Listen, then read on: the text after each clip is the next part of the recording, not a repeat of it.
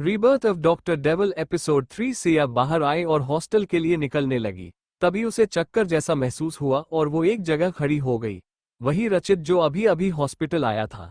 वो जैसे ही गाड़ी से बाहर आया उसका ध्यान सिया पर गया। उसे ऐसे एक जगह खड़ा देख उसके पास आ बोला, doctor Siya, are you all right?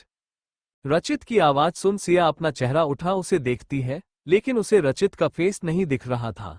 अचानक वो गिरने को हुई तो रचित जल्दी से आगे बढ़ उसे अपनी बाहों में थाम लेता है। सिया उसकी बाहों में बेहोश हो गई थी। उसे ऐसे देख वो जल्दी से उसे अपनी गोद में उठा अंदर की तरफ बढ़ गया। जैसे ही वो अंदर आया, सारे डॉक्टर सिया को ऐसे रचित की बाहों में देख हैरान थे। रचित सबको इग्नोर कर डॉक्टर दिव्या को देख बोला, आप मेरे साथ आइए। उसकी बात सुन वो भी जल्दी से उसके पीछे गई। रचित सिया को लाकर एक बेड पर लेटा देता है और डॉक्टर दिव्या को उसका चेकअप करने को कहता है। वो बस खड़ा एक टक सिया के चेहरे को देख रहा था, जो एकदम मुरझाया हुआ लग रहा था।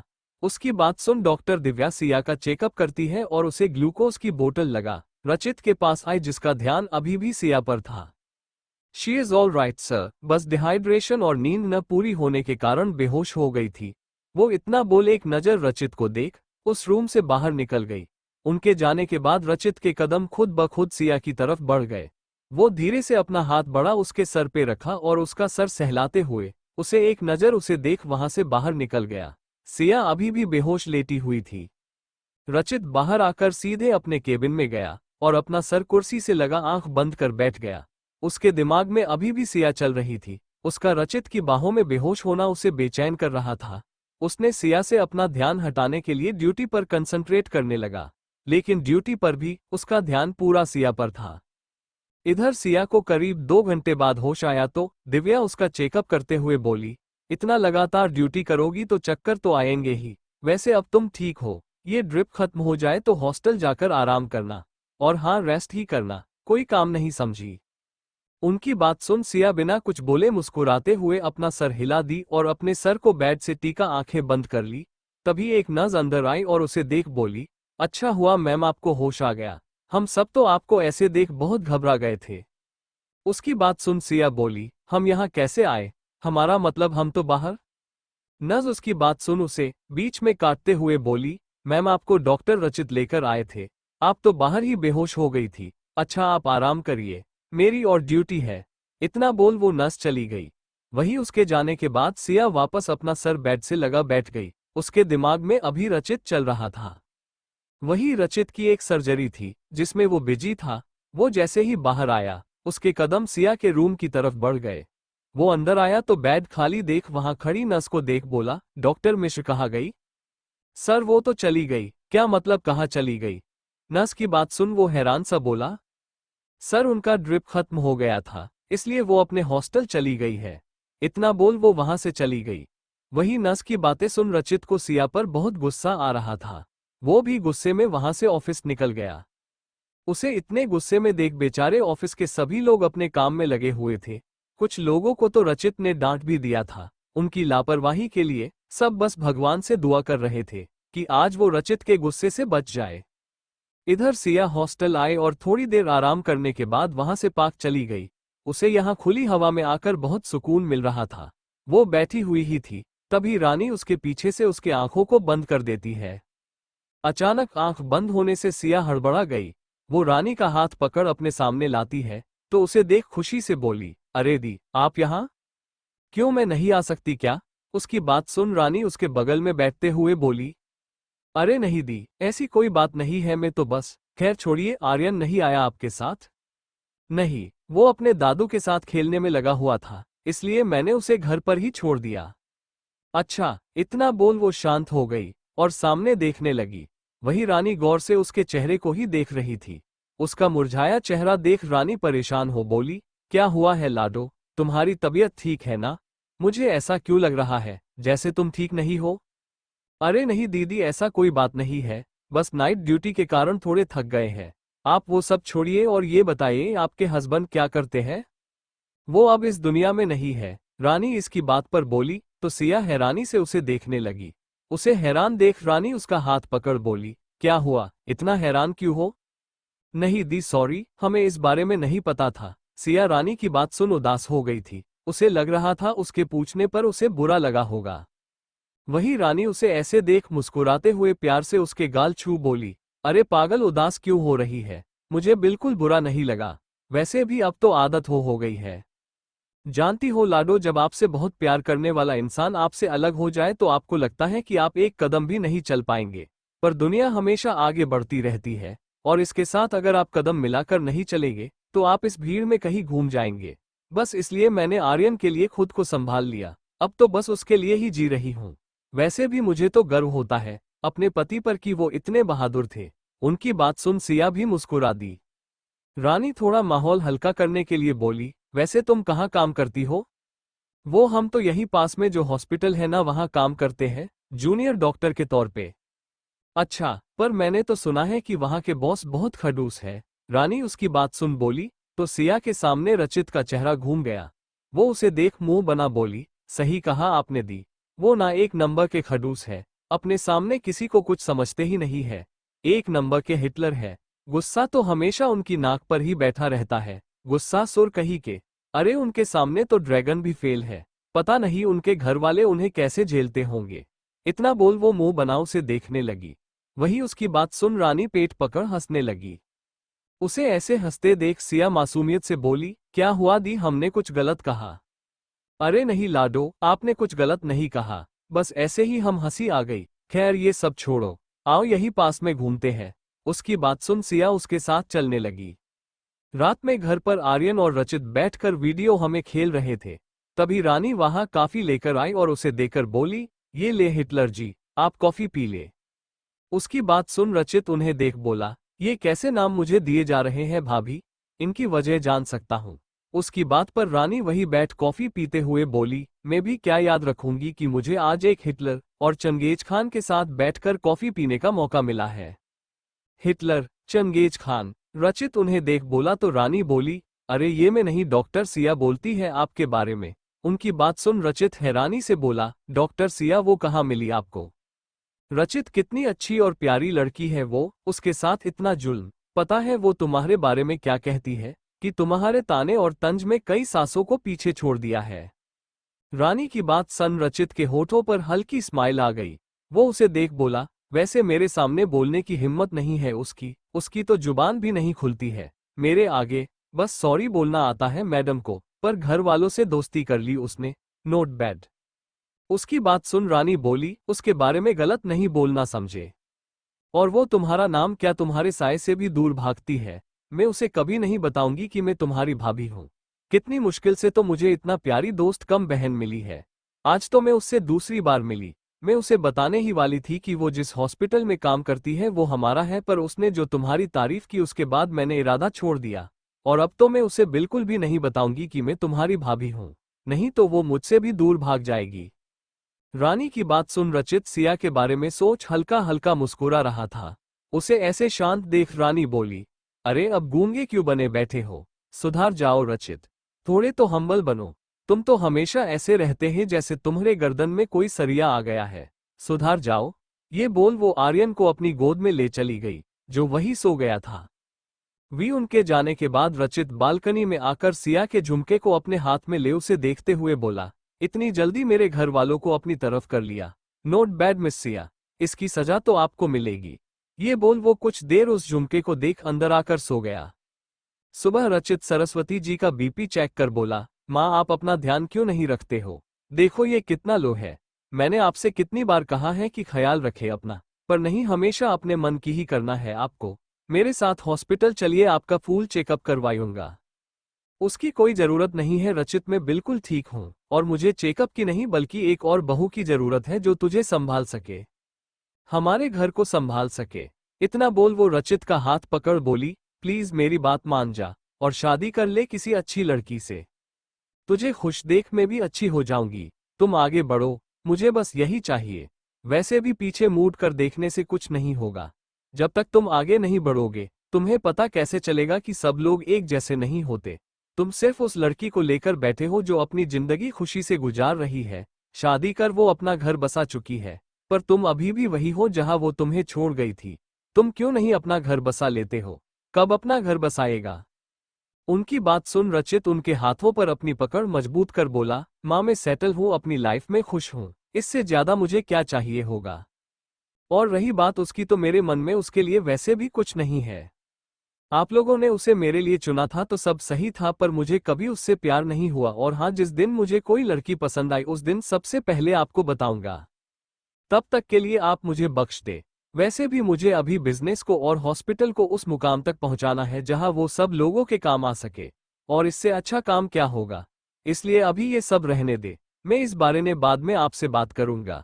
अभी मुझे जाना है तो मैं निकालता हूँ, आपसे रात को मिलूंगा। और हाँ, टेस्ट करवाने हैं आपको, मैं नर्स भेज दूंगा। ये बोल वो निकल गया। वही उसके जाने के बाद सरस्वती जी वैसे ही परेशान थी। रचित आज सीधे वहां से ऑफिस निकल गया था क्योंकि उसे काम था। वही इधर हॉस्पिटल में सिया का दिन अच्छे से बीता। वो रात में अपनी ड्यूटी खत्म कर रेस्टिंग रूम में आई कि सामने बैठे डॉक्टर शाह को देख बोली, सर आपकी तबीयत ठीक नहीं लग रही है, इस हालत में आप ड्यूटी कैसे करेंगे। सिया, पर यहाँ पर अभी कोई भी डॉक्टर मौजूद नहीं है और तुमने भी अभी ज्वाइन किया है, अगर कोई प्रॉब्लम हुई तो कौन संभालेगा।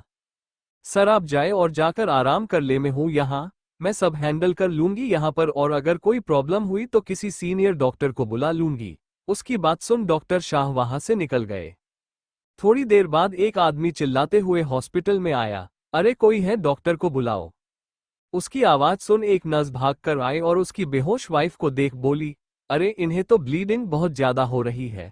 उस नर्स को देख वो आदमी गुस्से से बोला, ये तू डॉक्टर है क्या, मैंने कहा ना कोई डॉक्टर को बुला, समझा नहीं आता क्या तुझे। वो अभी चिल्ला ही रहा था तभी सिया आकर बोली, क्या हुआ है।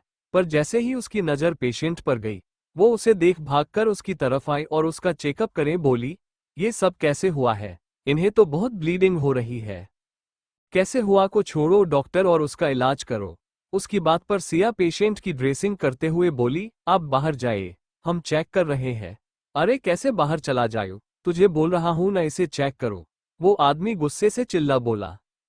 उसके ऐसे चिल्लाने से सिया बोली, देखिए आप बदतमीजी नहीं कर सकते, मैंने कहा ना आप बाहर जाइए, मुझे इन्हें देखना है। उसके इतना बोलने पर वो आदमी सिया का हाथ गुस्से से पकड़ बोला, ये डॉक्टर ज्यादा सान पट्टी नहीं, जो बोला है वो कर समझी। उसकी हरकत पर सिया घबराते हुए उससे अपना हाथ छुड़ाने लगी, तभी वहां रचित आ गया। असा आदमी को ऐसे सिया को पकड़े देख उसकी आंखें गुस्से से लाल हो गई। वो आगे आकर उसका हाथ उससे छुड़ा बोला, अपनी हद में रहो समझे, ये तुम्हारा घर नहीं है जो तुम बदतमीजी करोगे। ज्यादा होशियारी की न तो मुझे एक भी मिनट नहीं लगेगा तुझे यहाँ से बाहर करने में, और इतना ही था तो तुम इसे लेकर कोई सरकारी हॉस्पिटल जाते, यहाँ क्यों आए। पर पेशेंट की कंडीशन ऐसी है कि मैं रिस्क नहीं ले सकता, और इसे देख भी लग रहा है कि ये पुलिस केस है, मुझे पुलिस को इन्फॉर्म करना पड़ेगा। उसकी बात सुन सामने खड़ा आदमी हकलाते हुए बोला, कोई पुलिस कैसे नहीं है, मेरी बीवी बाथरूम में फिसल कर गिरी है। उसकी बात पर रचित बिना कुछ बोले उस पेशेंट को ओरती में ले जाने को बोला। वही उसे ले जाते देख वो आदमी चिल्ला कर बोला, अगर उसे कुछ हुआ ना तो मैं इस हॉस्पिटल को आग लगा दूंगा। पर रचित उसकी बातों की बिना परवाह किए इलाज में लग गया। अरे भाई, हमारे खड़ूस रचित दीवान के सामने कोई अपनी चला सके, ऐसा हो सकता है क्या। थोड़ी देर बाद वो बाहर आया और अपने कैबिन में चला गया। सिया भी उसके पीछे केबिन में आए तो उसे देख रचित बोला, डॉक्टर शाह कहाँ है मिस सिया। उसकी इतनी कड़क आवाज सुन सिया अपना से झुका बोली, सर उन्हें बहुत तेज बुखार था तो मैंने उन्हें घर जाने को कहा। उसकी बात सुन रचित को गुस्सा आ गया। वो उसे देखते हुए अपनी गहरी आवाज में बोला, और ये अथॉरिटी तुम्हें किसने दी कि किसे छुट्टी देनी और किसे नहीं। तुम्हें उन्हें कह दिया तो वो चले गए। डॉक्टर साह की तबीयत अगर खराब थी तो उन्हें मुझे बताना चाहिए था न कि तुम्हें। और अगर वो तुम्हें बोल कर गए तो, अगर तुमसे ये सब हैंडल नहीं हो रहा था तो तुम्हें एक सीनियर डॉक्टर को बुलाना चाहिए था, कोई नहीं तो तुम्हें मुझे इन्फॉर्म करना चाहिए था। ये बहुत अनप्रोफेशनल बिहेवियर है डॉक्टर सिया। सोचो अगर मैं आज वक्त पर नहीं आता तो वो इंसान कुछ भी कर सकता था। अगर तुम्हारी इस लापरवाही के कारण अगर किसी की जान जाती तो क्या होता। क्या ये हॉस्पिटल की जिम्मेदारी सिर्फ मेरी है।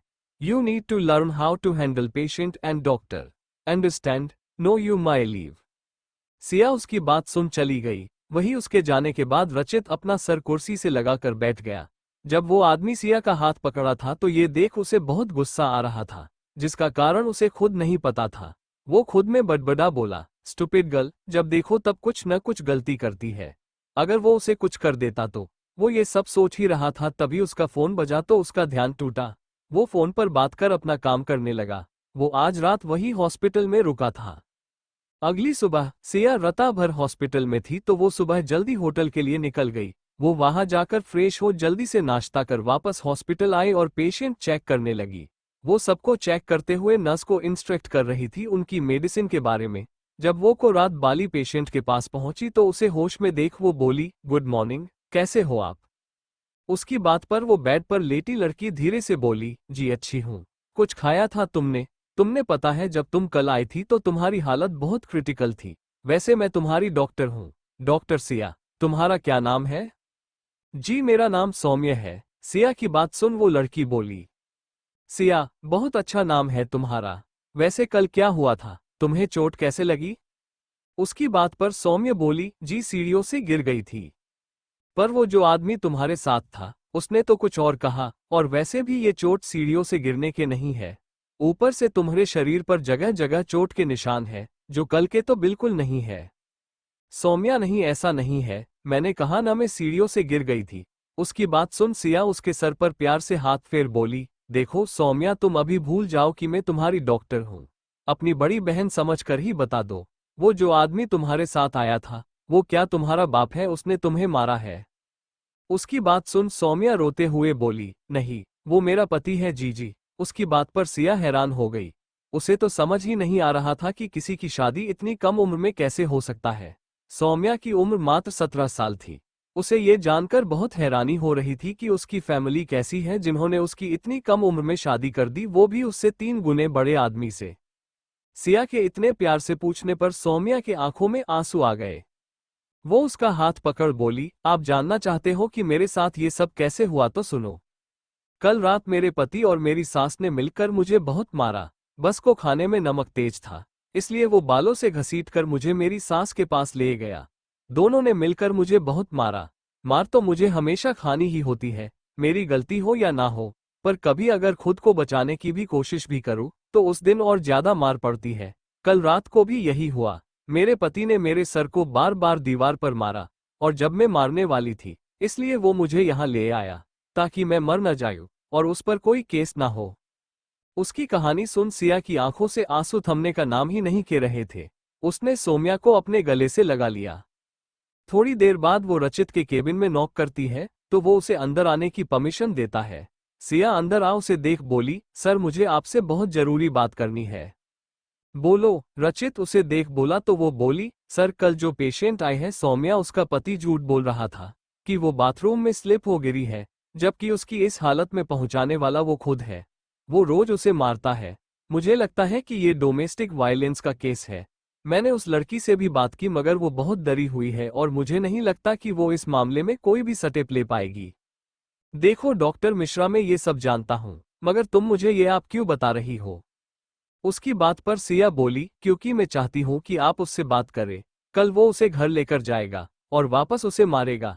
आप उसको समझा सकते हैं कि वो ऐसा दोबारा कुछ न करे उसके साथ। उसकी उम्र ही क्या है?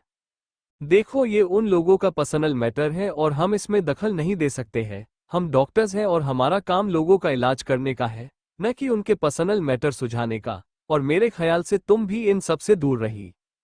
सर मुझे पता है कि हमारा काम पेशेंट को फिजिकली ठीक करने का है, मगर क्या हम लोग उनकी मेंटल कंडीशन को भी बेहतर बनाने में हेल्प नहीं कर सकते? कुछ छोटा सा पार्ट तो प्ले कर सकते हैं ना? आई एम सॉरी सर, मुझे नहीं पता कि मुझे ये बात करनी चाहिए या नहीं, मगर अगर आपके फैमिली में से किसी के साथ ये होता तो आप ऐसे ही चुप रहते। उसकी बात सुन रचित की आंखें लाल हो गई। वो अपने गुस्से को दबाते हुए बोला, मुझे लगता है तुम्हें अपने काम से मतलब रखना चाहिए, समझी, और अभी बाहर जाओ। उसके ऐसे बोलने पर सिया हल्का डरते हुए बोली, क्या हुआ सर? आप ठीक है? पर रचित को इस वक्त कुछ नहीं सूझ रहा था। वो वापस उससे गुस्से में बोला, आई सेड आउट। उसके ऐसे चिल्लाने से सिया जल्दी से बाहर आई। उसका शरीर हल्का कांप रहा था। उसने खुद को संभाला और रचित को गुस्सा क्यों आया ये सोचते हुए खोई सी चलने लगी। वही सामने से आते आशुतोष जी उसे खोया चलते देख बोला, सिया क्या हुआ, कहाँ खोई हो? उनकी आवाज सुन सिया उन्हें देख बोली, मूड अच्छा नहीं है सर। कल रात एक पेशेंट आई थी, उसकी हालत बहुत क्रिटिकल थी। उसके पति ने उसके साथ मारपीट की है। कल वो उसे वापस घर ले जाकर वही सब करेगा। मैंने डॉक्टर रचित से भी इस बारे में बात की थी, पर उन्होंने मुझे अपने काम से काम रखने का बोल भगा दिया। हम कुछ नहीं कर सकते, पर उसके पति को ये रियलाइज तो करवा सकते हैं न कि वो गलत है। अगर हमने भी कुछ नहीं किया तो हम में और उसके पति में क्या फर्क रह जाएगा।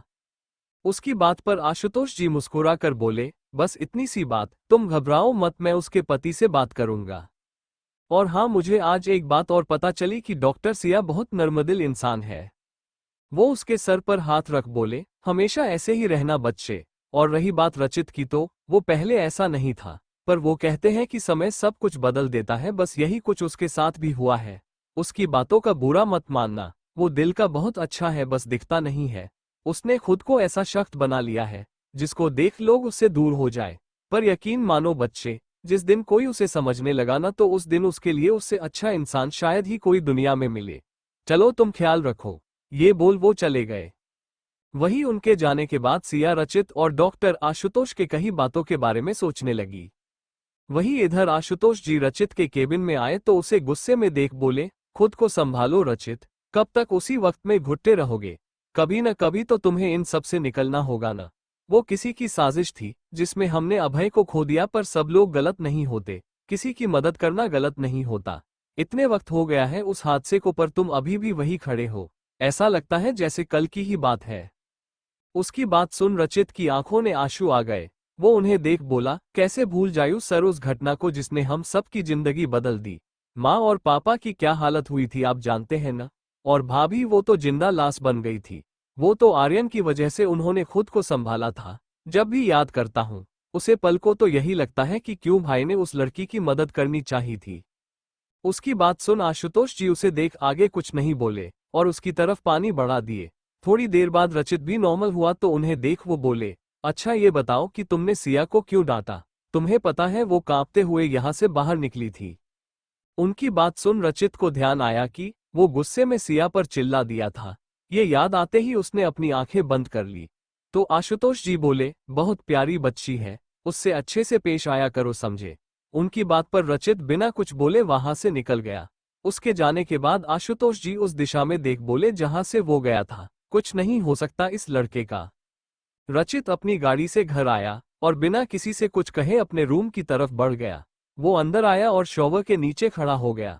उसे वो सब याद आ रहा था जो उसके भाई के साथ हुआ था। सब याद करते हुए उसकी आंखें एकदम लाल हो गई थी। वो बाहर आया और अपने कपड़े पहन एक बोतल उठा, बालकनी में जाकर बैठ गया और उसे पीने लगा। इस वक्त उसकी आंखों में बहुत दर्द था, जिसे शायद वो सबसे छुपाने के लिए गुस्से का चादर ओढ़े रहता था, ताकि कोई उस तक न पहुंच पाए। अगली सुबह सब कुछ वापस से नॉर्मल था। सभी लोग अपने अपने काम में लगे हुए थे। इधर सिया जल्दी से रेडी हो मंदिर निकल गई।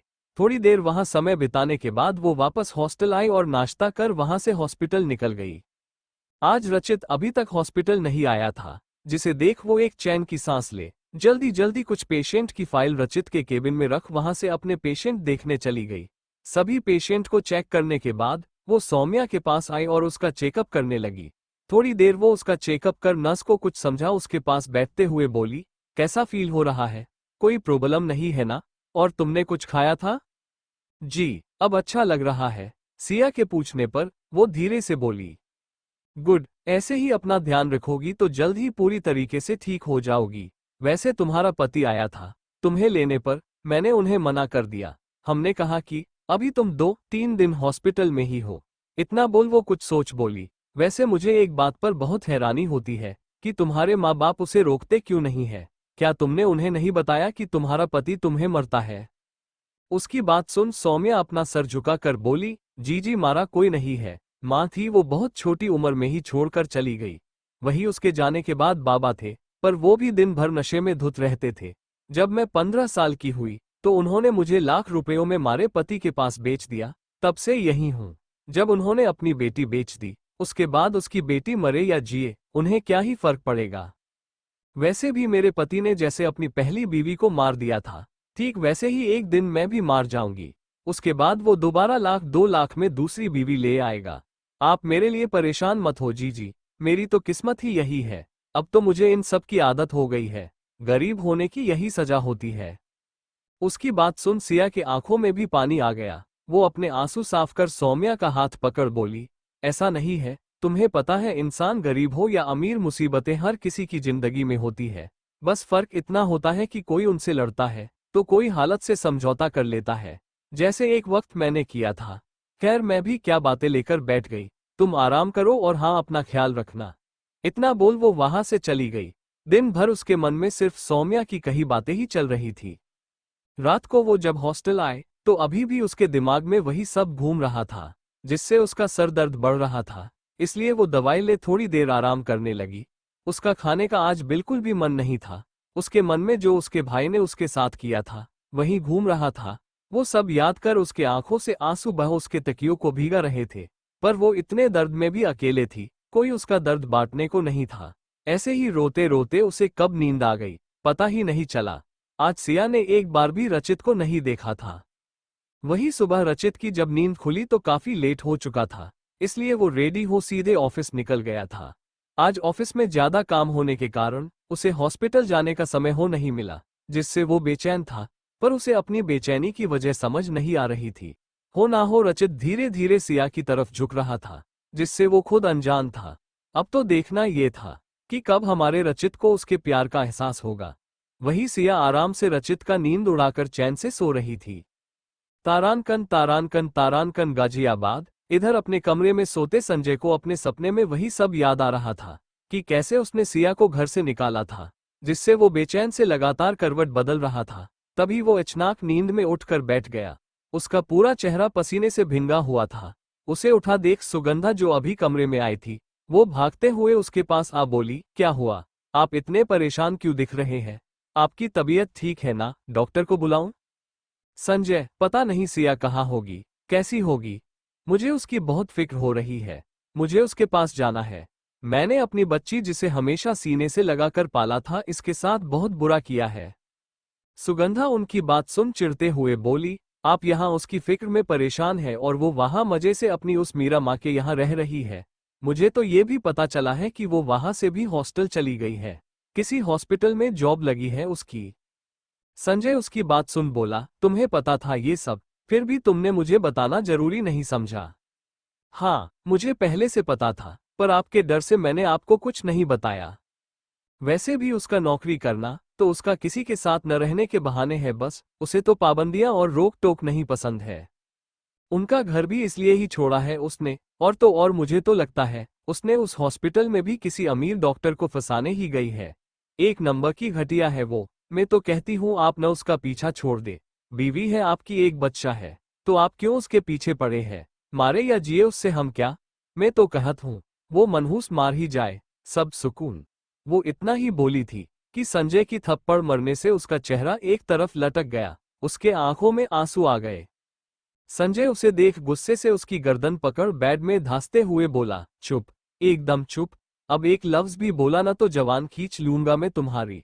बहन है वो मेरी, उसकी बारे में ऐसी बातें सुन दिल की तरफ इशारा कर यहाँ दर्द होता है मुझे, समझी?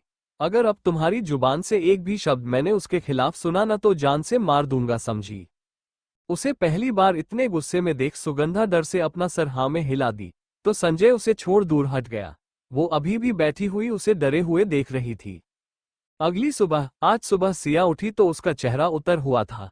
ज्यादा रोने के कारण उसकी आंखें लाल हो गई थी। वो जल्दी से उठी और तैयार हो हॉस्पिटल के लिए निकल गई, पर फिर कुछ सोच रास्ते में बने ग्रोसरी शॉप में चली गई।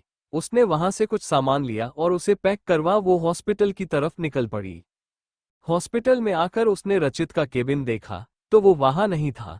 कुछ सोच वो आशुतोष वो जी के पास जा बोली, सर मैंने आपसे कल जिस लड़की के बारे में बात किया था आज उसका डिस्चार्ज है, तो प्लीज आप उसके हस्बैंड से बात कर लीजिएगा।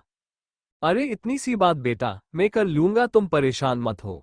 आशुतोष जी प्यार से उसके सर पर हाथ रख बोले तो सिया उन्हें धन्यवाद दे वहां से चली गई। वो वहां से सीधे सौम्या के पास आए जो घर जाने के लिए तैयार बैठी थी। वो उसकी तरफ एक बैग बढ़ा बोली, ये को मेरी तरफ से तुम्हारे लिए छोटा सा गिफ्ट है, मुझे उम्मीद है तुम मना नहीं करोगी। सौम्या, पर जीजी मैं ये कैसे ले सकती हूँ और इसमें क्या है? ज्यादा कुछ नहीं, बस कुछ हेल्थी खाने की चीजें हैं और तुम्हारे लिए कुछ मेरी तरफ से कपड़े। तुम्हारी बड़ी बहन हूं न तो रखो इसे, और हाँ अपना खाने पीने का ख्याल रखना, वक्त पर दवा लेना और जाते ही काम मत शुरू कर देना, समझी? उसकी बात पर सौम्या अपना सर हिला बोली, थैंक यू दी। सिया उसे देख मुस्कुरा कर उसके सर पर हाथ रख बाहर चली गई। इधर एक आदमी हॉस्पिटल में आया और रिसेप्शन पर बैठी नर्स से बोला, कितने पैसे हुए? उसकी बात सुन नर्स को चेक करते हुए बोली, सर पेशेंट नेम सौम्या। जी। उसके पूछने पर वो आदमी बोला, तो नर्स सौम्या का फाइल देख बोली, सर कोई भी चार्ज नहीं लगा है, क्योंकि हमारा हॉस्पिटल चैरिटेबल है, आपको पेमेंट करने की जरूरत नहीं है। नर्स की बात सुन वो कुछ बोलता उससे पहले आशुतोष जी रिसेप्शन पर खड़े उस आदमी के पास आ बोले, सुनो मुझे तुम्हें बात करनी है। उनकी बात पर वो उनकी तरफ देखा तो वो बोले, भगवान ने हम मर्दों को किसी मासूम पर जुल्म करने के लिए नहीं भेजा है। सच्चा मर्द वो नहीं होता जो औरतों पर अपनी मर्दानगी दिखाए। सच्चा मर्द वो होता है जो उनकी हर तरह से हिफाजत करे। बहुत जिम्मेदारी होती है हमारे पास, इसलिए अपनी माँ, बेटी, पत्नी, बहू या फिर कोई भी लड़की हो, हमें सबके साथ इज्जत से रहना चाहिए। अगर हम सिर्फ इस बात पर ही चले तो किसी पर भी कोई जुल्म नहीं होगा।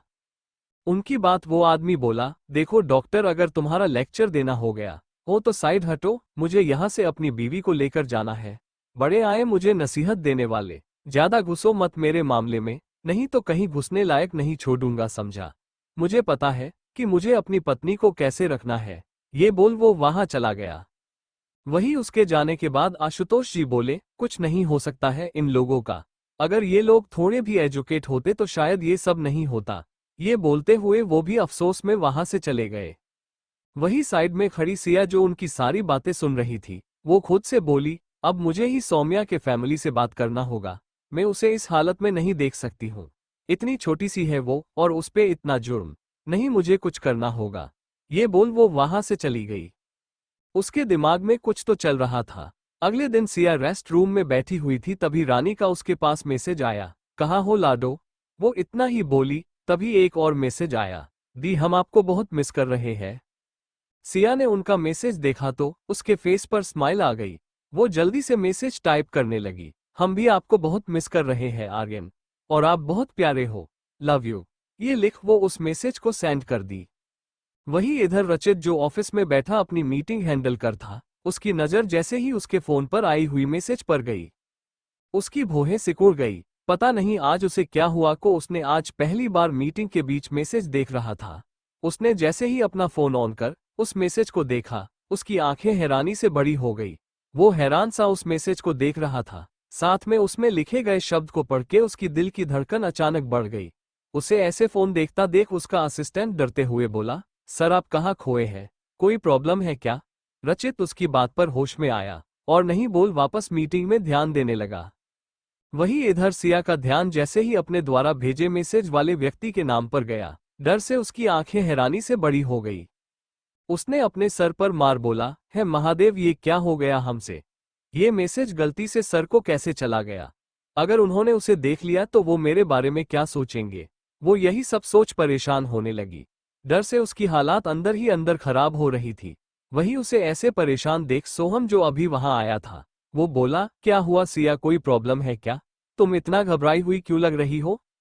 उसकी आवाज पर वो होश में आई और उसे देख बोली, डॉक्टर सोहम, अगर कोई मैसेज गलती से जिसको भेजना हो उसके अलावा किसी दूसरे के पास चला गया हो तो? सोहम, तो इसमें को से बड़ी बात है, तुम उसे समझा देना। और इतना क्यों परेशान हो रही हो? कौन सा तुमने हमारे हिटलर बॉस को आई लव यू बोल दिया है जो इतना घबरा रही हो? सिया उसकी बात सुन अपने मन में बोली, वही तो बोल दिया है, इसलिए तो इतनी टेंशन में हूं। है भगवान, प्लीज मुझे उस राक्षस से बचा लेना। पता नहीं क्या ही सोच लिए होंगे वो मैसेज देख। रक्षा करना महादेव। पूरा दिन उसका इसी टेंशन में बीता। शाम को वो हॉस्टल आए और फ्रेश हो अपना मूड ठीक करने के लिए पास के शिव जी के मंदिर चली गई।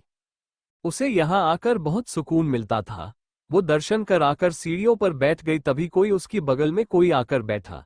सिया जब अपनी नजरें उठा सामने देखती है, अपने सामने रानी को बैठा देख वो बोली, दी आप यहाँ? उसकी बात पर रानी बोली, हाँ कभी कभी आ जाती हूँ यहाँ। वैसे तुम ठीक हो ना? कुछ परेशान लग रही हो। सिया, है सब ठीक है, बस ऐसे ही आ गई थी, मन नहीं लगता। यहाँ बहुत सुकून लगता है दी, मन करता है यही इनके पास की इनके शरण में ही बस जाओ। रानी उसकी बात सुन परेशान सी बोली, क्या हुआ लाडो, आपकी तबीयत तो ठीक है ना? उसे परेशान देख सिया बोली, दी मैं बिल्कुल ठीक हूँ, बस थोड़ी सी परेशान थी।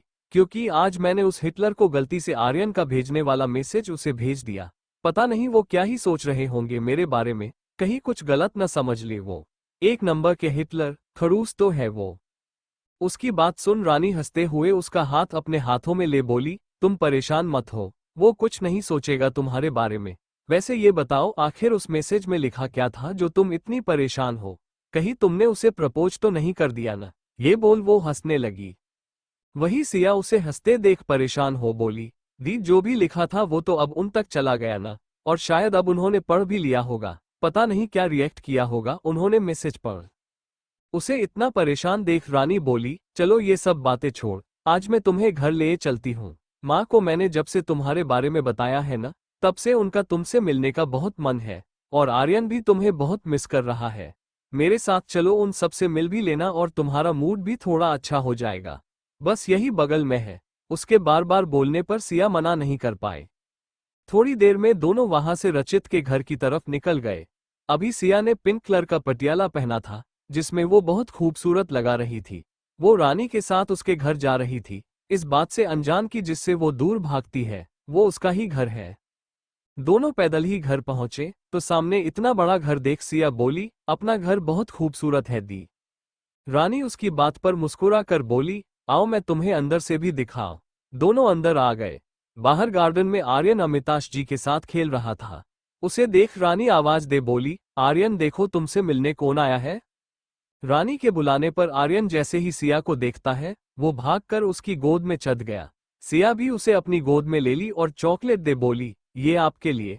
चॉकलेट देख आर्यन खुश हो गया और प्यार से उसके गालों को चूम बोला, थैंक यू दी, आप बहुत अच्छी हो। इतना बोल वो उसकी गोद से उतर अंदर भाग गया। वही उसकी हरकत पर बाकी सब मुस्कुरा दिए। रानी अमिताश जी के पास सिया को ला बोली, पापा ये मेरी दोस्त है सिया। सिया उन्हें देख आगे आकर उनके पैर छूती है, तो अमिताश जी प्यार से उसके सर पर हाथ रख बोले, खुश रहो बेटा, पर आगे से ध्यान रखना हमारे यहाँ बेटियां पैर नहीं छूती। सिया उनकी बात पर जी बोलती है तो रानी उसे देखते हुए बोली, पापा ये तो आ ही रही थी, मैंने बहुत जिद कर यहाँ लाया है इसे। अरे क्यों बेटा, तुम भी हमारी बेटी की तरह हो, जब मन करे बेझिझक आया करो, हमें भी अच्छा लगेगा अपनी दोनों बेटियों के साथ समय बिताकर। सिया उनकी बात सुन मुस्कुराकर जी बोली, तो रानी वहां से उठ अंदर जाते हुए बोली, मैं मम्मा को बुला कर लाती है, वो तुमसे मिलने के लिए बहुत एक्साइटेड थी। इतना बोल वो अंदर चली गई। वही उसके जाने के बाद अमिताश जी और सिया दोनों बातें में लग लिए। सिया उनके साथ जल्दी घुल मिल गई थी। वो लोग बैठकर बात ही कर रहे थे तभी सरस्वती जी वहां आकर बोली, अरे बेटा सिर्फ अपने अंकल से ही बात करोगी, मुझसे भी तो मिल लो। मैंने जब से तुम्हारे बारे में रानी के मुंह से सुना था, तुमसे मिलने का बहुत मन था। सिया उन्हें देख जल्दी से उनके पैर भी छूती है तो सरस्वती जी प्यार से उस गले लगा बोली, हमेशा खुश रहो बेटा, भगवान तुम्हें खूब तरक्की दे। वो लोग बैठकर बात करने लगे। थोड़ी देर में सिया उन सब के साथ काफी घुल मिल गई थी। सरस्वती जी तो उसे छोड़ने के लिए भी तैयार नहीं थी। वो घड़ी देख बोली, आंटी मुझे अब चलना चाहिए, 7 बजने को है, और हॉस्टल का गेट 8 बजे बंद हो जाता है, मैं निकलती हूँ। उसकी बात सुन सरस्वती जी बोली, अरे बेटा डिनर रेडी है, वो करके जाना, मैं तुम्हें ऐसे बिल्कुल भी नहीं जाने दूंगी। सिया उनकी बात पर कुछ बोलती कि तभी रचित वहां आकर बिना किसी की तरफ देखे कहा, माँ मेरे लिए एक ब्लैक कॉफी भिजवा दीजिए, मैं फ्रेश होने जा रहा हूँ। उसकी आवाज सुन सिया जब अपना सर उठा सामने रचित को देखती है, तो उसकी आंखें शौक में बड़ी हो गई। वही रचित की नजर जैसे ही उठी वो अपने सामने सिया को अपने घर पे देख पहले हैरान हुआ फिर नॉर्मल हो बोला, मिस मिश्रा तुम यहाँ?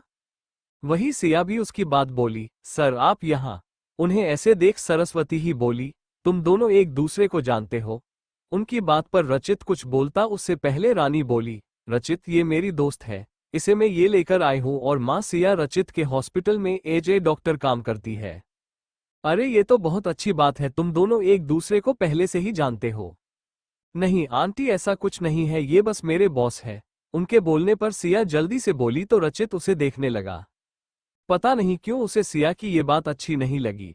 वही रचित को ऐसे सिया को देखता देख सरस्वती जो बोली, बेटा तुम भी हमें ज्वाइन करो। उनकी बात पर रचित सिया को देख बोला, आता हूँ मॉम फ्रेश हो, आप सब कंटिन्यू करें। ये बोल वो सिया को देखते हुए अपने रूम की तरफ चला गया। वही सिया अभी भी अपना सर नीचे किए खड़ी थी। वो पहले से ही सुबह वाली बात को लेकर परेशान थी और अब जब उसे ये पता चला था कि जिसके घर वो आए हैं वो रचित का है तो उसकी हालत और खराब जो गई। उसे ऐसे देख रानी बोली, क्या हुआ लाडो, ठीक हो न तुम? जी दी, वो बस हॉस्टल पहुंचना है न, टाइम से तो थोड़ा परेशान है। उसकी बात पर सरस्वती जी बोली, बेटा घबराओ नहीं, रचित तुम्हें हॉस्टल छोड़ देगा।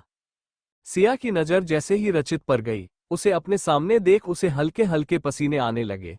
उसे ऐसे देख रानी उसका हाथ पकड़ बोली, क्या हुआ लाडो, तुम ठीक हो ना, तुम इतना काम क्यों रही हो? उसकी बात सुन वो खुद को नॉर्मल कर बोली, कुछ नहीं दी, मैं ठीक हूं दी। वो हॉस्टल बंद हो जाएगा ना, तो मुझे लगता है अब मुझे चलना चाहिए। इतना बोल वो जल्दी से अपना सामान समेटने लगी।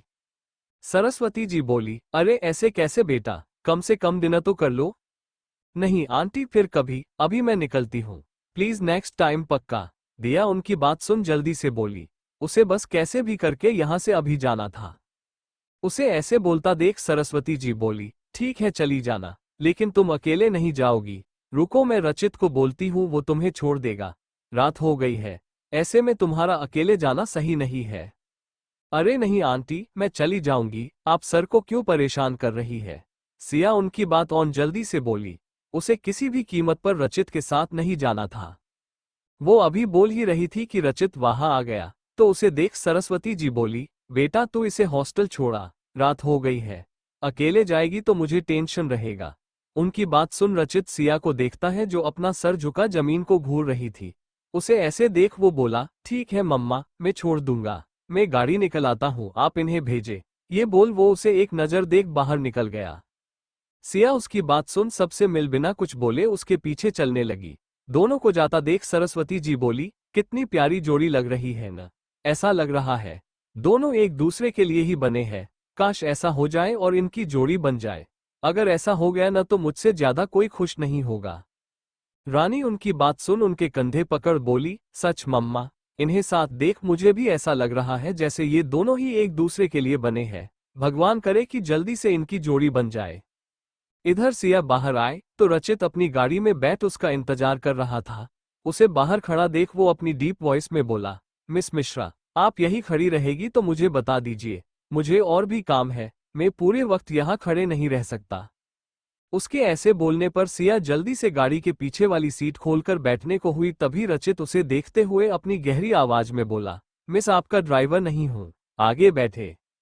सिया उसके कहने पर जल्दी से आगे आकर बैठ गई तो रचित गाड़ी आगे बढ़ा दिया। वही अमिताभ जी जो नहीं घर आए थे, उनकी नज़र जब सिया के साथ रचित पर गई तो वो उन्हें देख मुस्कुराते हुए अंदर बढ़ गए।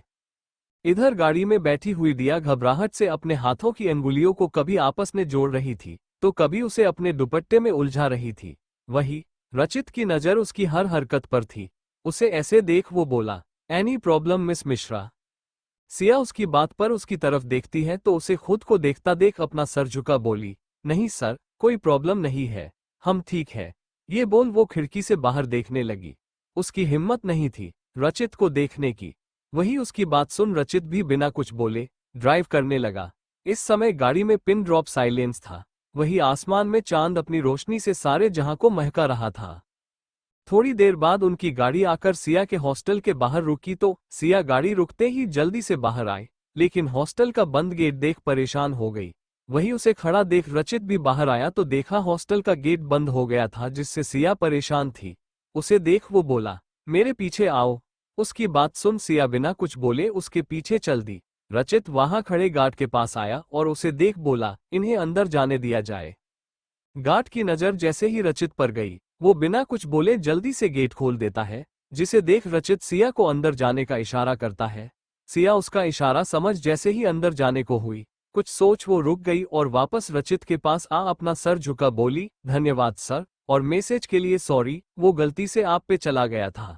इतना बोल वो तेजी से अंदर चली गई। वही उसके थैंक यू बोलने पर रचित पहले हैरान हुआ, फिर खुद को नॉर्मल कर वही खड़े हो उसे अंदर जाते हुए देखने लगा। उसके दिमाग में सिया का मैसेज चल रहा था।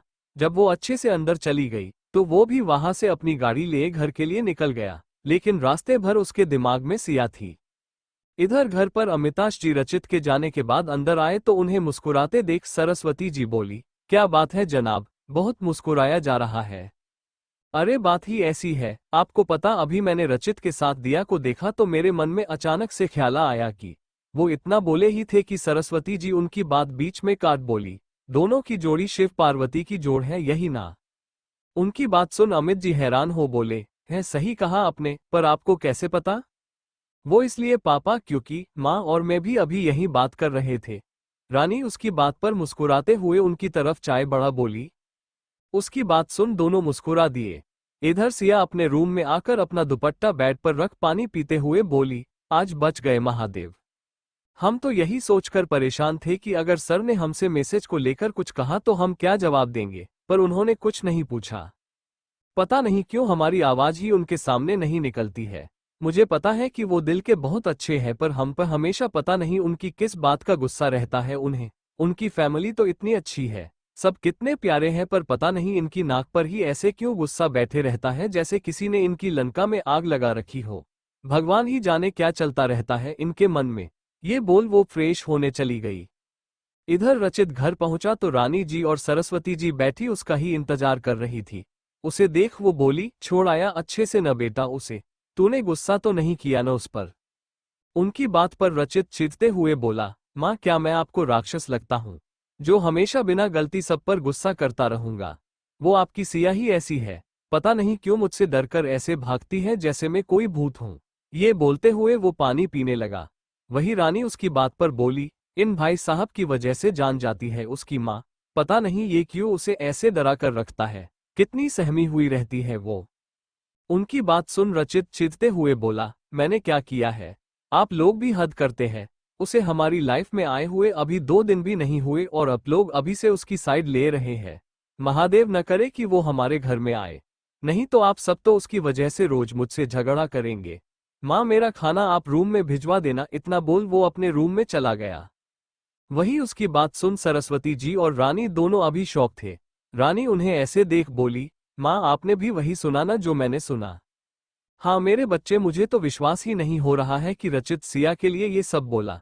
इसका मतलब जरूर उसके मन में सिया के लिए कुछ है, सरस्वती जी बोली। रानी उनकी बता पर कुछ सोच बोली, अगर ऐसा है ना तो आप कंफर्म रहे, मेरी देवरानी तो मेरी लाडो ही बनेगी अब। आज से रचित और सिया को मिलने का अभियान शुरू। इतना बोल दोनों हाई फाई दे हंसने लगे। इधर रचित आपने रूम में बालकनी में बैठा कॉफी पीते हुए खुद से बोला, ये मैंने अभी नीचे क्या कहा? मैं ऐसा कैसे कह सकता हूँ? नहीं, मुझे इन सब से दूर रहना है। मैं उसके करीब नहीं जा सकता।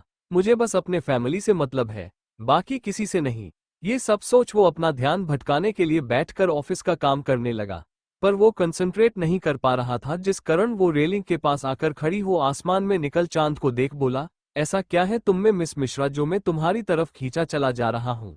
कितनी कोशिश करता हूँ कि तुमसे दूर रहूं, पर पता नहीं क्यों बार बार हमें किस्मत करीब ला रही है। ऐसा क्या है तुम में? इधर सिया भी अपनी हॉस्टल की खिड़की से बाहर निकले चांद को देख बोली, माँ आप क्यों छोड़कर चली गई? देखिए ना, आपकी बेटी आपके जाने के बाद बिल्कुल अकेले हो गई है। कोई नहीं मुझसे पाया करता है, बस मीरा माँ और रेहान भाई ही है जिन्होंने मुझे आपके जाने के बाद प्यार दिया है। माँ आपको पता है मेरे वो खड़ूस बॉस है न, मुझ पर बहुत गुस्सा करते हैं, तब मुझे रोना भी आता है, पर उस वक्त आप नहीं होते ही मुझे संभालने के लिए। प्लीज माँ आप वापस आ जाओ ना, आपकी बेटी को आपकी जरूरत है। ये सब बोलते हुए उसके आंखों से आंसू बहने लगे। दोनों खड़े हो चांद को देख अपनी मन की बात कह रहे थे। दोनों के मन में बहुत कुछ था, एक अकेले थी तो दूसरा सबके साथ होकर भी अकेले था। देखते हैं किस्मत ने इनके लिए क्या सोचा है। क्या रचित वक्त रहते अपने जज्बात समझ पाएगा, या फिर सिया किसी और की हो जाएगी? जानने के लिए पढ़ते रहे। अगले दिन हॉस्पिटल में सिया रचित का केबिन नॉक करती है तो अंदर से उसके बुलाने पर वो अंदर आए और उसके सामने एक रिपोर्ट रख बोली, सर ये पेशेंट की रिपोर्ट्स है, आप देख ले, मैं उसे आज डिस्चार्ज कर रही हूँ। उसकी बात सुन रचित उससे रिपोर्ट ले पढ़ने लगा। सब कुछ देख वो अपने सामने बैठे आशुतोष जी को वो रिपोर्ट्स देता है तो वो उसे पढ़ बोले, गुड वर्क सिया बेटा, ये काफी कॉम्प्लिकेटेड केस था, तुमने इस पर अच्छा काम किया है। उनकी बात पर सिया उन्हें धन्यवाद देती है तो रचित उसे देख बोला, बाकी पेशेंट की रिपोर्ट्स भी तुम भिजवा देना। उसकी बात सुन सिया जी बोल चली गई। वही उसके जाने के बाद आशुतोष जी रचित से बोले, तुमने सिया को अप्रिशिएट नहीं किया क्यों? उसने काफी अच्छा काम किया इस केस पर, काफी कॉम्प्लिकेटेड केस था ये। रचित उनकी बात सुन फाइल पढ़ते हुए बोला, सर ये उसका काम था, इसमें अप्रिशिएट करने की क्या बात है, ये उसका काम है जिसे उसे अच्छे से करना चाहिए। उसकी बात सुन आशुतोष जी गहरी सांस लिए बोले, इतनी एरोगेंस अच्छी नहीं है, तुम्हें अपने टीम मेंबर्स को अप्रिशिएट करना चाहिए। रचित उनकी बात पर बिना कुछ बोले उनसे दूसरे पेशेंट के केस को डिस्कस करने लगा। ऐसे ही आज का दिन निकल गया। दिन बीतने लगे थे। सिया रानी से अब उतना नहीं मिलती थी, क्योंकि उसे रचित का सोच डर लगता था कि कहीं वो ये न समझे कि वो अपने फायदे के लिए उसके परिवार से नजदीकियां बढ़ रही है। उसकी जिंदगी हॉस्पिटल और हॉस्टल तक में ही सिमटी थी। रेहान भी अब कैंप से वापस आ चुका था। सिया को मीरा जी ने घर मिलने को बुलाया था, जो वो अगले हफ्ते जाने वाली थी। रेहान उसे लेने आने को था। आज सिया जैसे ही हॉस्पिटल पहुंची, रचित के चिल्लाने की इतनी तेज आवाज सुन उसके कदम वहीं रुक गए। सामने रचित खड़े दो स्टाफ पर चिल्लाकर बोल रहा था, मुझे इस तरफ की हरकत बिल्कुल बर्दाश्त नहीं है। अपने हॉस्पिटल में समझे तुम दोनों, मैं ये सब यहाँ बिल्कुल भी बर्दाश्त नहीं करूंगा। मैं सब कुछ माफ कर सकता हूँ, पर ऐसी हरकत नहीं माफ कर सकता। मुझे यहाँ साफ सुथरा माहौल चाहिए, अंडरस्टैंड। और सिन्हा साहब, आप कहाँ थे? ये सब जिम्मेदारी देखने की आपकी है ना? उसे इतने गुस्से में देख सिन्हा जी अपना सर झुका बोले, आई एम सॉरी सर, मुझे माफ कर दीजिए। आपका गुस्सा बिल्कुल जायज है सर, मैं वाकई बहुत शर्मिंदा हूँ। उनकी बात सुन रचित गुस्से से चीखता हुए बोला, मुझे ऐसे लोग अपने हॉस्पिटल में बिल्कुल नहीं चाहिए। आप लोग को आपकी इज्जत प्यारी हो या नहीं हो, पर मुझे बहुत है। इनके अकाउंट क्लियर करे, और हाँ, आइंदा से ऐसे लोग मुझे हॉस्पिटल में नहीं दिखने चाहिए, अंडरस्टैंड। उसकी बात पर सिन्हा जी से झुकाकर जी बोले तो रचित वहां से गुस्से में निकल गया। सिया को तो उसे इतने गुस्से में देख डर लग रहा था। वो दिशा के पास जा बोली, क्या हुआ सर, इतने गुस्से में क्यों है? उसकी बात सुन दिशा बोली, अरे सिस्टर मायरा और डॉक्टर आकाश की पेशी चल रही थी।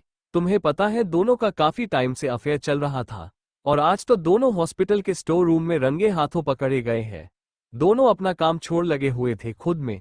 सर को ये सब बिल्कुल भी नहीं पसंद है, वो भी ऐसे हॉस्पिटल के माहौल में। उन्हें सख्त नफरत है इन सब से।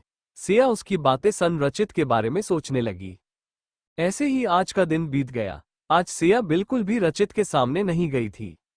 वही सिया के न दिखने के कारण रचित का मूड और ज्यादा खराब था, जिसका गुस्सा वो डॉक्टरों पर निकाल रहा था। शाम को सिया हॉस्पिटल में निकल मार्केट निकल गई। उसे मीरा माँ से मिलने जाना था, तो वो उनके लिए कुछ खरीदने गई थी। वो एक मॉल में गई और वहां से मीरा जी के लिए एक सुंदर सी साड़ी खरीदी।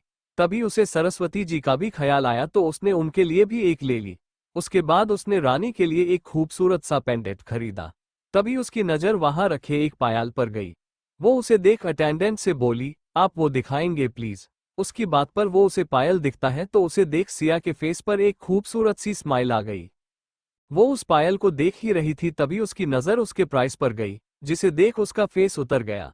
वो खुद से बोली, इस बार तो सारे पैसे गिफ्ट में ही खत्म हो गए। कोई बात नहीं, मैं अगली बार ले लूंगी।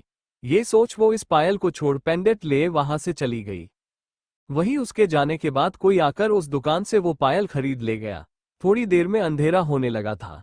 सिया बाहर खड़ी ऑटो का वेट कर रही थी, पर उस एक भी ऑटो नहीं मिल रहा था, जिस कारण वो परेशान सी बोली, अगर ऐसे ही खड़े रहे हम तो आज पक्का वो गार्ड हमें अंदर नहीं जाने देगा।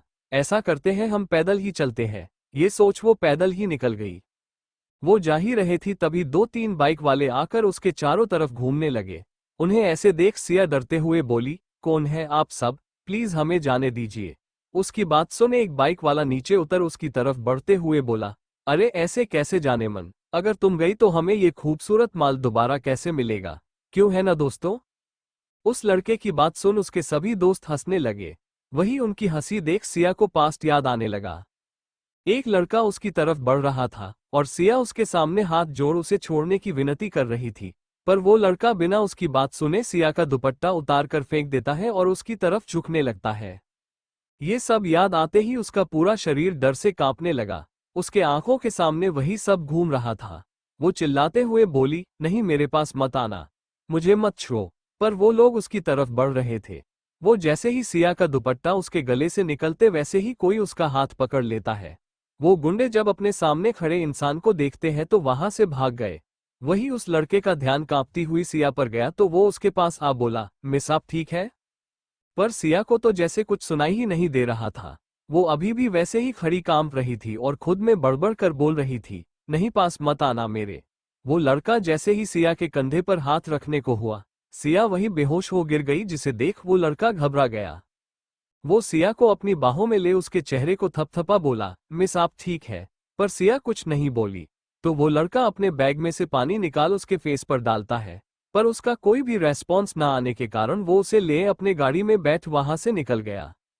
थोड़ी देर बाद उस लड़के की गाड़ी एक घर के बाहर आ रुकी। वो जल्दी से गाड़ी से निकल उसे ले अंदर आया और आवाज लगाते हुए बोला, माँ, भाभी आप लोग कहाँ हैं, बाहर आइए। उसकी आवाज सुन सरस्वती जी और रानी दोनों बाहर आए। अपने सामने शिवम को देख वो खुश होते उससे पहले उनकी नजर उसके गोद में लड़की पर गई। उसे देख रानी बोली, ये कौन है बेटा और इसे क्या हुआ? उनकी बात पर शिवम बोला, वो सब मैं आपको बाद में बताऊंगा माँ, अभी आप रूम खोले जल्दी। उसकी बात पर रानी रूम खोलती है तो शिवम सिया को ले जाकर अपने बेड पर लिटाता है। रानी की नजर जैसे ही सिया पर गई, वो घबरा कर उसके पास आ उसका चेहरा थपथपा बोली, लाडो, आंखें खोलो, क्या हुआ है तुम्हें? पर सिया का कोई रेस्पॉन्स नहीं आया। शिवम ये देख बोला, भाभी आप जानती है इन्हें। रानी उसकी बात पर कुछ नहीं बोली और परेशान सी सिया के हाथ पैर रगड़ने लगी, पर उसे होश ही नहीं आ रहा था। वही सरस्वती जी उसे देख बोली, हाँ बेटा, ये रानी की बिल्कुल बहन जैसी है।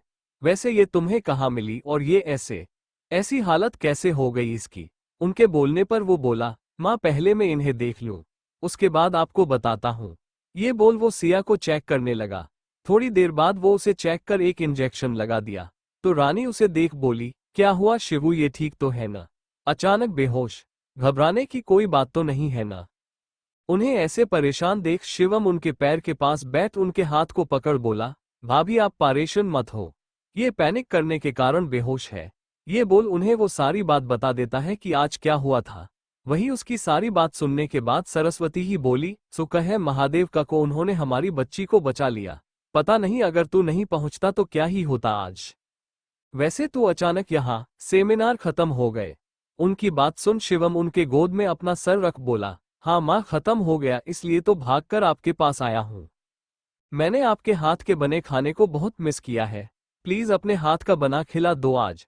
उसकी बात पर सरस्वती जी उसके सर पर चपत लगा बोली, ये भी कोई कहने की बात है, मैं आज अपने हाथों से अपने बच्चे के लिए उसके पसंद का खाना बनाऊंगी। तू फ्रेश हो जा। उनकी बात पर शिवम हाँ बोल एक नजर बेड पर लेटी सिया को देख वॉशरूम की तरफ बढ़ गया। उसे पता नहीं क्यों सिया को देख कुछ अपना सा महसूस हुआ था।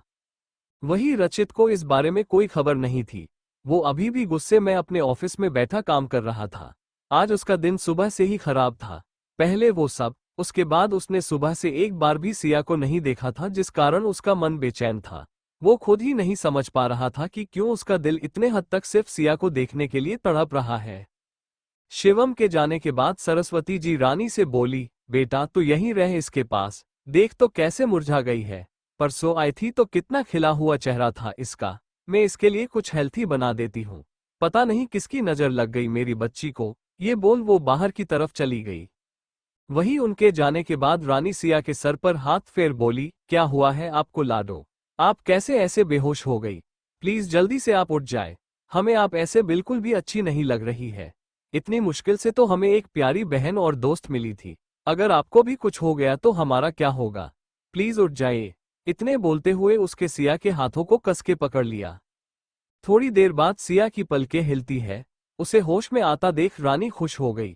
सिया अपनी आंखें खोलती है तो उसे अभी जो थोड़ी देर पहले हुए था वो याद आ गया, जिससे वो डर से कांपने लगी और रोते हुए बोली, प्लीज मेरे पास मत आओ, दूर रहो मुझसे, मुझे हाथ मत लगाना। सिया जोर जोर से ये चिल्लाते हुए बड़बड़ा रही थी। वही उसे ऐसे देख रानी की आंखों में आंसू आ गए। वो जल्दी से उसे अपने गले लगा बोली, लाडो शांत हो जाए, कोई नहीं है यहाँ।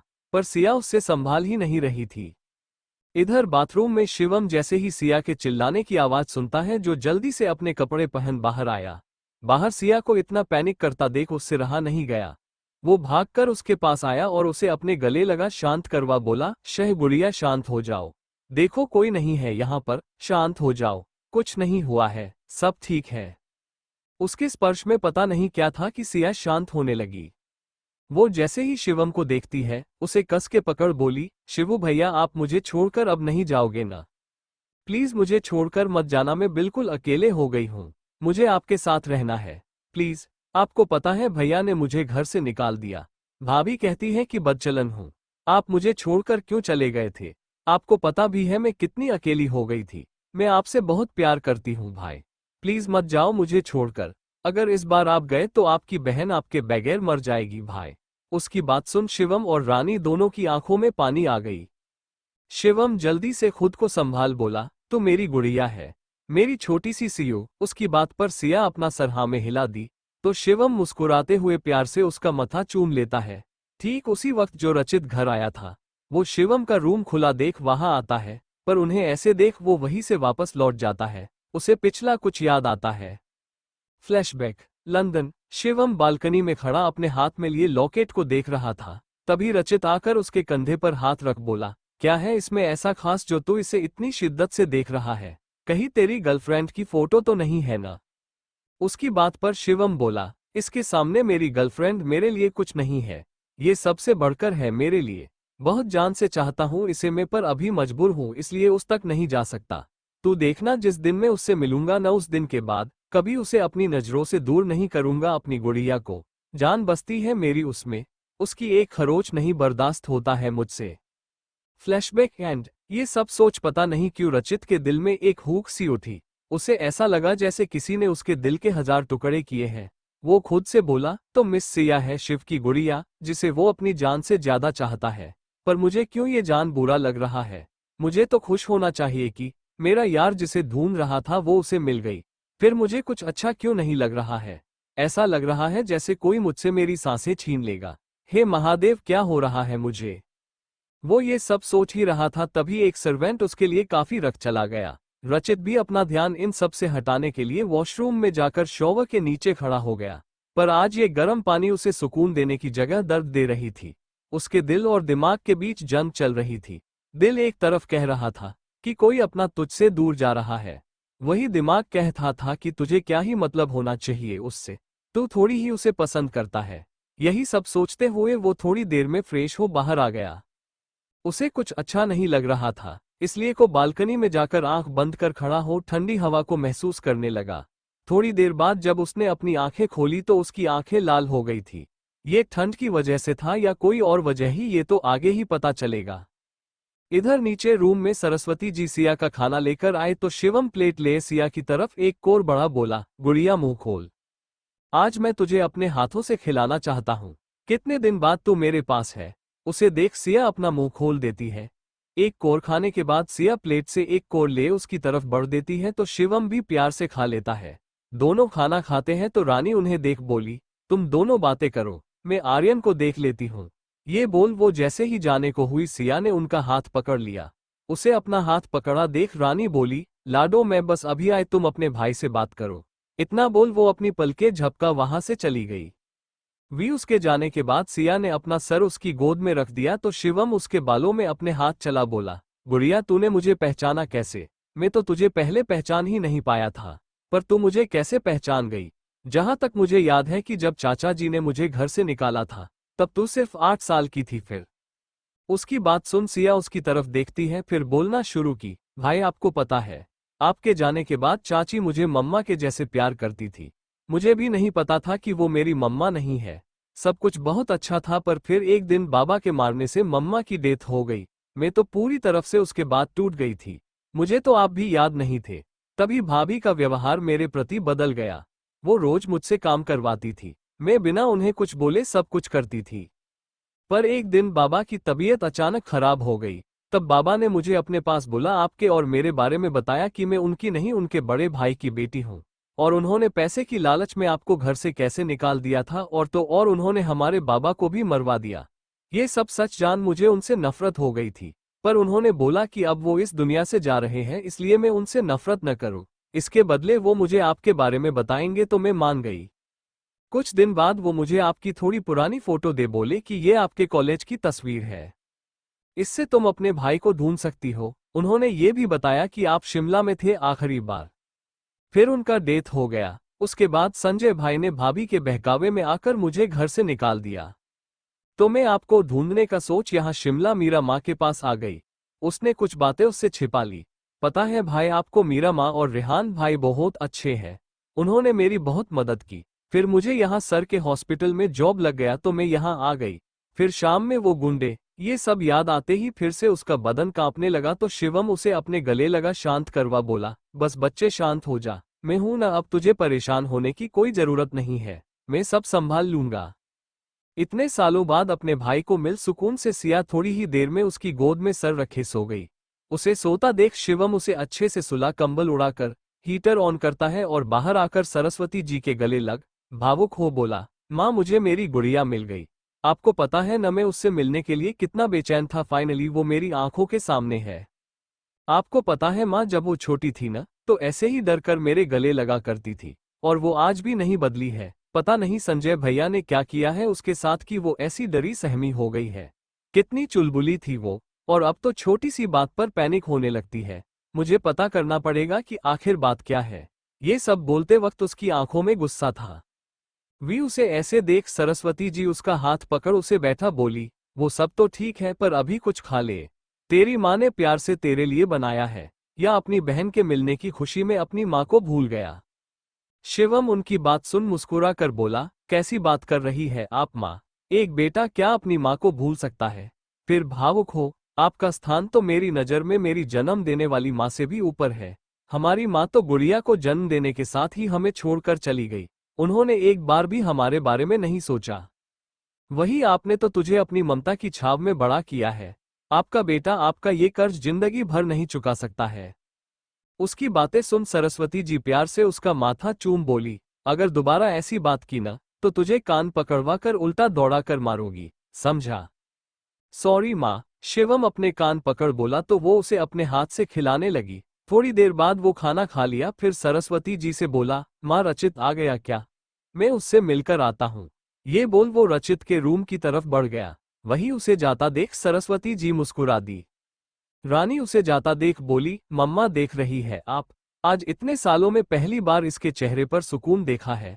उसकी बात पर वो उसके बालों में हाथ चला बोली, होगा ही ना बेटा, जिस बहन के लिए वो इतने साल से तड़प रहा था वो इसे आज मिल गई है।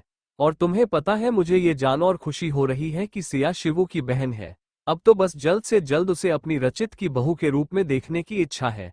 जल्दी से भगवान मेरी ये इच्छा पूरी कर दे, फिर कुछ नहीं चाहिए उनसे। उनकी बात पर रानी बोली, बिल्कुल माँ, आप परेशान मत होए, जल्द ही आपकी ये इच्छा भी पूरी होगी। आइए खाना खा लीजिए। सरस्वती जी उसकी बात पर बोली, बेटा पहले तो रचित को उसके रूम में दे आ, वो बोल कर गया है। रानी उनकी बात सुन जी बोल किचन में जाकर एक प्लेट में खाना ले रचित के रूम की तरफ बढ़ गई। Thank you for listening. मुझे उम्मीद है आपको ये स्टोरी पसंद आई होगी। अगर आपको पसंद आए है तो प्लीज़ लाइक और कमेंट करना ना भूलें और मोर स्टोरीज के लिए सब्सक्राइब करें। मिलते हैं नेक्स्ट वीडियो में।